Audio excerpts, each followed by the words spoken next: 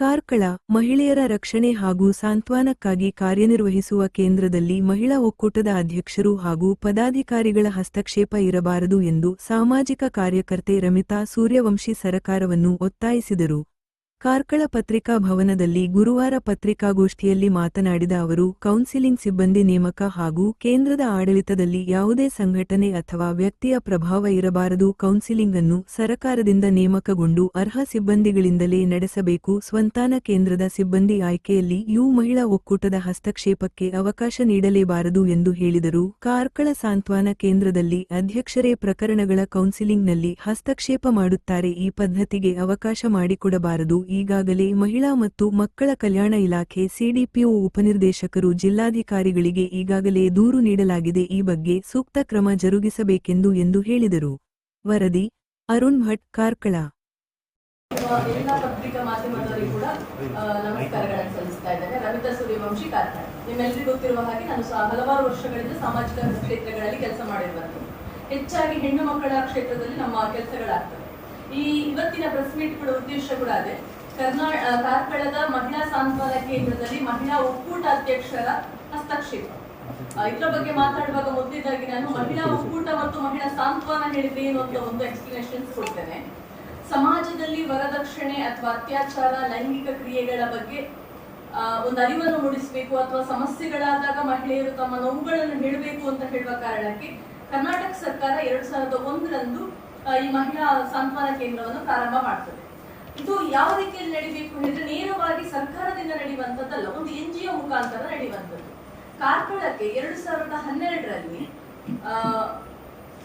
ಜಯಲಕ್ಷ್ಮಿ ಅಂತ ಹೇಳುವ ಒಬ್ರು ಸಿಡಿ ಆಫೀಸರ್ ಇರ್ತಾರೆ. ಅವರ ನೇತೃತ್ವದಲ್ಲಿ ಆವಾಗ ಸುಮಾಜಿ ಅಂತ ಹೇಳುವವರು ಮಹಿಳಾ ಒಕ್ಕೂಟದ ಅಧ್ಯಕ್ಷರು. ಇವರ ಮುಖಾಂತರ ಕಾರ್ಕಳಕ್ಕೆ ಮಹಿಳಾ ಸಾಂತ್ವನ ಕೇಂದ್ರ ಬರ್ತದೆ. ಮಹಿಳಾ ಸಾಂತ್ವನ ಕೇಂದ್ರದ ಉದ್ದೇಶ, ಮಹಿಳಾ ಒಕ್ಕೂಟದ ಉದ್ದೇಶ ಏನು ಹೇಳಿದ್ರೆ, ಇಡೀ ಕಾರ್ಕಳ ತಾಲೂಕಿನಲ್ಲಿ, ಒಂದು ತಾಲೂಕಿನಲ್ಲಿ ಯಾವುದೆಲ್ಲ ಮಹಿಳಾ ಸಂಘಟನೆಗಳಿದೆ, ಸ್ತ್ರೀ ಶಕ್ತಿ ಇದೆ, ಅಲ್ಲಿ ಅಧ್ಯಕ್ಷರು ಮತ್ತು ಕಾರ್ಯದರ್ಶಿಗಳು ತಿಂಗಳಿಗೊಮ್ಮೆ ಸೇರುವಂಥದ್ದು ಅಥವಾ ಏನಾದ್ರೂ ಚಟುವಟಿಕೆಗಳನ್ನು ಮಾಡುವಂಥದ್ದು, ಒಂದು ಮಿನಿಮಮ್ ಫೀಸ್ ಇಟ್ಟುಕೊಂಡು ಮಾಡ್ತಾರೆ. ಇವರ ಮುಖಾಂತರ ಕಾರ್ಕಳಕ್ಕೆ ಬಂದ ಮೇಲೆ ಮಹಿಳಾ ಒಕ್ಕೂಟದ ಅಂಡರಲ್ಲಿ ಸಾಂತ್ವನ ಕೇಂದ್ರ ನಡೀತಾ ಇರ್ತಾರೆ. ಇವರಿಗೆ ರಿಸ್ಟ್ರಿಕ್ಷನ್ಸ್ ಇದೆ. ಆ ರಿಸ್ಟ್ರಿಕ್ಷನ್ಸ್ ಅನ್ನು ನಾನು ನಿಮಗೆ ಅಜೆಂಡಾದಲ್ಲಿ ಕಳಿಸಿದ್ದೇನೆ. ಅದು ಒಂದು ನೆಪಕ್ಕಾಗಿ ಈಗ ಹೇಳ್ತಾ ಇದ್ದೇನೆ. ಸ್ವಂತ ಕಟ್ಟಡ ಇರಬೇಕು, ಇಲ್ಲಾಂದ್ರೆ ಬಾಡಿಗೆ ಕಟ್ಕೊಳ್ಳುವಷ್ಟು ಕೆಪಾಸಿಟಿ ಅವರಿಗೆ ಇರಬೇಕು. ಇಲ್ಲಿ MSW ಆಗಿರುವಂತ ಒಂದು ಸ್ಟಾಫ್ ಮತ್ತು ಡಿಗ್ರಿ ಆಗಿರುವ 2 ಸ್ಟಾಫ್ ಇರಬೇಕು. ಕಂಪಲ್ಸರಿ 24 ಗಂಟೆ ಈ ಸಾಂತ್ವನ ಕೇಂದ್ರ ತೆರೆದಿರಬೇಕು. ಇದು ನಾವು ಗಮನವಿಟ್ಟು ನೋಡ್ಕೊಳ್ಬೇಕು. ಈಗ ನಮ್ಮ ವಿಷಯ ಏನು ಹೇಳಿದ್ರೆ, ಕಾರ್ಕಳದಲ್ಲಿ ಪ್ರಸ್ತುತವಾಗಿ ಸಾಂತ್ವನ ಕೇಂದ್ರದಲ್ಲಿ ಮಹಿಳಾ ಒಕ್ಕೂಟದ ಅಧ್ಯಕ್ಷರ ಹಸ್ತಕ್ಷೇಪ ಆಗ್ತಾ ಇದೆ. ಇದು ಇವಾಗಲ್ಲ, ಸಾಧಾರಣ 8 ವರ್ಷದಿಂದ ಕೂಡ ಯಾವಾಗ ಈಗಿನ ಅಧ್ಯಕ್ಷರು ಆಯ್ಕೆ ಆಗಿದ್ದಾರೆ, ಆ ಅಧ್ಯಕ್ಷರು ಎಲ್ಲಾ ಕೇಸ್ಗಳಲ್ಲಿ ತಾನೇ ಹ್ಯಾಂಡಲ್ ಮಾಡುವಂಥದ್ದು. ನಿಜವಾಗಿ ಹ್ಯಾಂಡಲ್ ಮಾಡಬೇಕಾದದ್ದು MSW ಆಗಿರುವಂತಹ ಒಂದು ಸ್ಟಾಫ್. ಈಗ ಹ್ಯಾಂಡಲ್ ಮಾಡ್ತಾ ಇರೋದು 2ನೇ ತರಗತಿ ಆಗಿರುವಂತ ಒಬ್ಬರು ಅಧ್ಯಕ್ಷರು. 2ನೇ ತರಗತಿಯಲ್ಲಿ MSW ಇಲ್ಲಿ. ಇದು 2-3 ಕೇಸ್ಗಳಲ್ಲಿ ನಾವು ಪ್ರೆಸ್ ರಿಪೋರ್ಟ್ಗಳನ್ನು ಕೂಡ ಕೊಟ್ಟಿದ್ದೇವೆ. CDP ಅವರಿಗೆ ಕಂಪ್ಲೇಂಟ್ ಮಾಡಿದ್ದೇವೆ. ಆದ್ರೂ ಕೂಡ ಇದು ಏನೋ ತನಿಖೆಗೆ ಬರದೇ ಇದ್ದಾಗ ಜಿಲ್ಲಾಧಿಕಾರಿ ಅವರಿಗೆ ತಿಳಿಸಿದ್ದೇವೆ. ಜಿಲ್ಲಾಧಿಕಾರಿ ಅವರು ಕರೆದು ಅವರಿಗೆ ಮಾಹಿತಿಗಳನ್ನು ಹೇಳಿದ್ದಾರೆ, ನೀವು ಆ ತರ ಮಾಡಬಾರ್ದು ಅಂತ. ಆದ್ರೂ ಕೂಡ ಇದು ಬದಲಾವಣೆಗಳಾಗ್ತಾ ಇಲ್ಲ. ಕೆಲವು ಫ್ಯಾಮಿಲಿ ಸಮಸ್ಯೆಗಳು ಬಂದಾಗ ಅವ್ಯಾಜ ಶಬ್ದಗಳಿಂದ ಅಧ್ಯಕ್ಷರು ಮಾತಾಡುದಂತೆ, ಆಯ್ನಟಿಗೆ ದಪ್ಪರ ಪೂಜ ಅಂತ. ಇದು ಒಂದು ಕಾಮನ್ ಸೆನ್ಸ್. ಇದು ಮಾತಾಡುವಂತ ವಿಷಯವೇ ಅಲ್ಲ. ಅಲ್ಲೊಂದು CC ಕ್ಯಾಮರಾ ಹ್ಯಾಂಡಲ್ ಮಾಡಬೇಕು. ಇದೆಲ್ಲ ಮಹಿಳಾ ಇಲಾಖೆಯವರು ಗಮನಿಸಿಕೊಳ್ಬೇಕು. ಹಾಗಾಗಿ ಜಿಲ್ಲಾಧಿಕಾರಿ ಅವರಿಗೆ ಕಂಪ್ಲೇಂಟ್ ಆಗಿದೆ, CDP ಅವರಿಗೆ ಕಂಪ್ಲೇಂಟ್ ಆಗಿದೆ. ಇನ್ನು ಮುಂದಿನ ನಮ್ಮದು ನಡೆ ಏನು ಹೇಳಿದ್ರೆ, NGO ಅಂಡರ್ ಅಲ್ಲಿ ಸಾಂತ್ವನ ಕೇಂದ್ರ ಬೇಕಾ? ಇವತ್ತು ಸರ್ಕಾರ ಎಲ್ಲ ರೀತಿಯಲ್ಲಿ ಹ್ಯಾಂಡಲ್ ಮಾಡ್ತಾ ಇದೆ.